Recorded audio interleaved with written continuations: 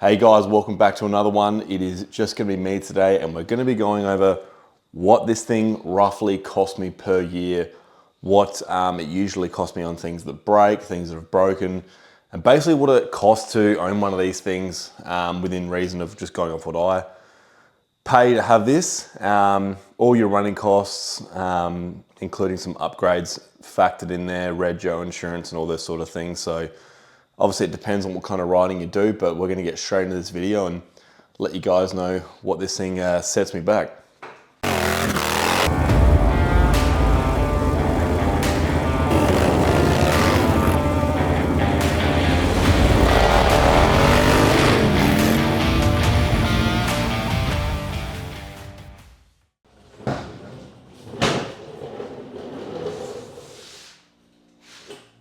All right, let's get straight into it on this video. We dawdled along a lot of videos, so let's go straight into it. Insurance, I pay $12.50 per year for this through Shannon's. Now you guys can choose obviously whoever you want. Shannon's personally for me are one of the few that let you have insurance through them disclosing all the modifications. So it's very important, because if there's things on there that are more expensive than standard, then you're gonna have some out expensive pocket costs. If they're really nasty, depending on what's happened, they could decline the claim, especially if they're performance enhancing, like an exhaust or some aftermarket air cleaner. I know, ridiculous, but just be careful. Look, the insurance companies are pretty good. They're not as nasty as you make them, but if you turn them, they can bounce back on you pretty hard if you push it too far. Now, I'm not going to recommend any, but that's just who I use. And they know every single little thing on this bike. So if there were to be an accident, I'm fully covered. There's no discrepancies. There's no unsure of what they've insured. So everything is as per. So obviously you can do it however you want. If you don't disclose stuff to get through another insurer, that's completely up to you. I highly recommend against it, because unless you have a spare 40K to trash and throw in the bin and buy yourself a new bike, well, that's for you. Tires, I've put down $600 per year. Look, this is tough to relate to you guys, because I do get a lot of tires out of bins and stuff that people don't want, or they're too old or very expired. Don't really recommend it because the tires do not react the same way as a tire that's within the specifications of the years. So I put down $600. Depends on what Ks you're doing. If you're using a bit of that and a bit of that at the same time, it's going to be a lot more than $600. Let me tell you that for free, because I think rear tires for these are like $380 a pop, so it would not take long. I usually pay for my front tires. And that's about it. But roughly, if you factor $600 per year to the kitty, that'll get you by. I've got servicing. This is for me, again, for $350 per year. That's just oils and filters and spark plugs, all right? And gearbox and primary oil. I do them all at the same time every year at same time at 4,000 Ks every time. I do all the oils. I do the engine oil, oil filter, gearbox oil, and primary oil every 4,000 Ks at once. Probably excessive, I agree, but I'm literally there. I got my hands dirty. I got the tools out. Why not just do it? The gearbox takes a litre, the primary takes a litre. It's just 2 extra bottles. Just do it. Like, if you're that tight for money, this probably isn't the bike for you when you're considering all the things we're going to go through. I would just do them all. I'm running the gear oil in the gearbox oil, which I found to be actually a little bit smoother. I do have the advantage of a bit extra, better shift with the billet shift drum, which is in another video, which people weren't that interested in, but everyone that rides this bike goes, wow, this gearbox is super smooth. I actually work with a guy who's got the exact same dyno, and it's the first thing he noticed. I didn't notice it too much jumping on his, but that was one of the standout points of him when he was changing gears and knocked it into first even. So I think that's definitely something to do.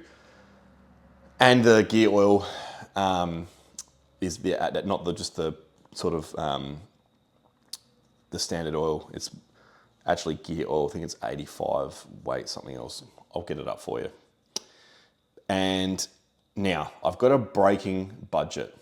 So what I mean by that is stuff that breaks outside of these very basic things, because servicing a bike is one thing, but there's so much more than just the oil and stuff. We're talking a lot of moving parts.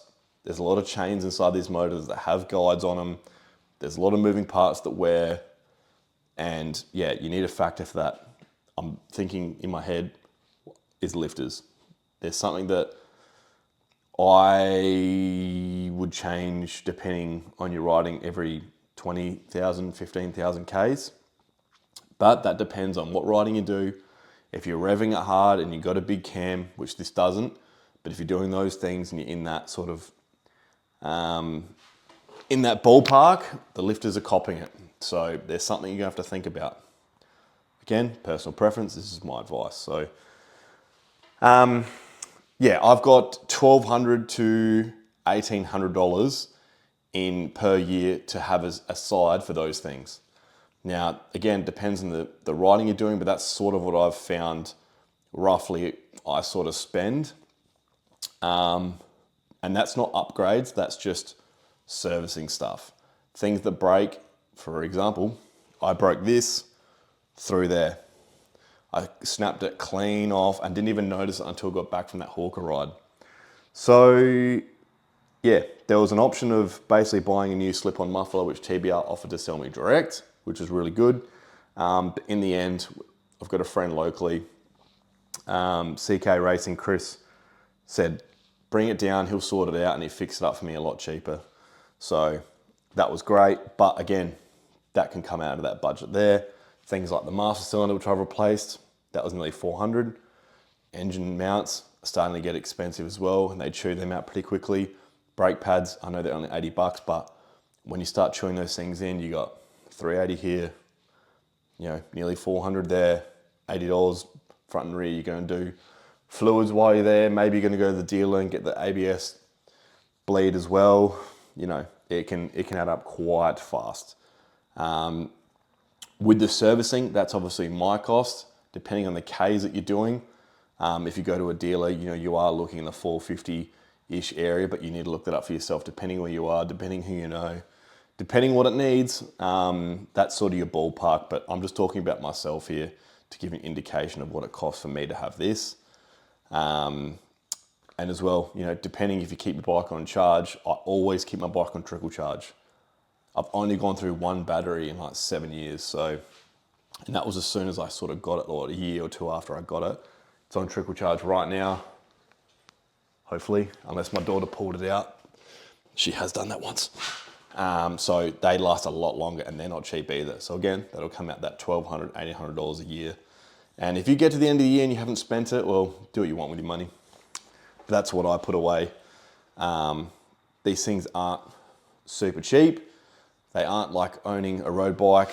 When I mean road bike, I mean a Japanese bike, sorry. They do have a lot of things you need to keep on top of. And if you don't, you will pay the ultimate price for it. Simple as things like lifters. Personally, I do them around 15 to 20,000. If you let that go and you think, won't take that advice, well, your lifters are very soon met to the oil pump, and the oil pump sends them through the motor like cancer to your lymph nodes. So that's something you enjoy doing, please do that. But yeah, it's something that, again, is not cheap. Now, rego is 400 here per year, roughly, very close to rounded off. So obviously each state will be different. I feel like here in SA, we do 10K over the speed limit and we do 6 months jail time. So I don't know what you guys get charged interstate, but that's what we pay. So overall, everything here, on working off my figures, you're roughly looking at $3,000 a year. I rounded that off a little bit as a guide. So yeah, you're looking at the $56 per week mark for everything. Now, if that's something you can afford, that's good, but that's obviously my personal circumstances. So it's good to add this stuff up. You know, if you wanted to do it properly, work out the sort of Ks that you're doing, maybe speak to your local dealership. If you're here in Adelaide, hit up Harley Heaven and go, look, I'm looking to buy this bike. It's got this many Ks. This is a service history, and say, what is it going to cost me per year? Work out your servicing, because that's the one that is, I've got a bit of luck there, and your tyres. Work out the kind of Ks you're doing. Look, if you're not doing these ones, front tyres, I don't know, call it 2 years for me, for the Ks I do, and a rear tyre every 2 tanks of fuel. No, yes, I don't know. I won't go into that. But yeah, depending on maybe every rear tyre, every 6,000 Ks, maybe a front every 12. Oh, that's a super ballpark, but speak to your dealer about that to get some more accurate figures if you don't want to go off mine that's more relevant to you. But yeah, if $56 a week is too tight for you, maybe a Harley is not for you. Unless you have better circumstances to get some of this stuff cheaper, that's awesome, because you're still going to buy it and you may finance it and it may go on top of that. So that can get more expensive again. Something I don't have a problem with, which is really good. And it's probably not something that I would finance myself, but that's obviously everyone's personal preference. It's a very luxury item and they are not cheap, unfortunately. And as the tariffs war begin, yeah, everything from America and their dollar fluctuating, things do not get any cheaper. They've, even some of the boys, we talk about buying exhaust, like, we used to buy Fab 28s for like, we were like, oh my God, they're, paid 2.4 once we got it here. And now it's like, over 3.5 to get like a decent exhaust over here. So a bit disappointing, but that's just how the world is and nothing you can do about it. So guys, if you enjoyed the video or if there's something you want to add to the video, please comment. If you haven't subbed, because there's about 60% of you who don't sub, please sub. And if there's a video you want us to do, throw a comment on it, because we will do it. We will do it. We've got a lot of ideas and stuff coming up for breakdown videos as we head into winter. I know I've kept saying it, and sorry if you're hanging on to it, but we're looking at doing a video with my mate Fat Bob. It is super unique and it's super cool, which is a very hard thing to do, especially if you're paying for it. And it's a bike I absolutely love. And it's a very cool bike, And I've actually seen a couple people replicate sort of what he's done to other bikes, which is pretty cool too. So, thanks guys for watching. And like I said, if there's anything you want to say, if you see all of our other videos, we reply to every single comment. So be sure to do that. And yeah, we will see you on the next one.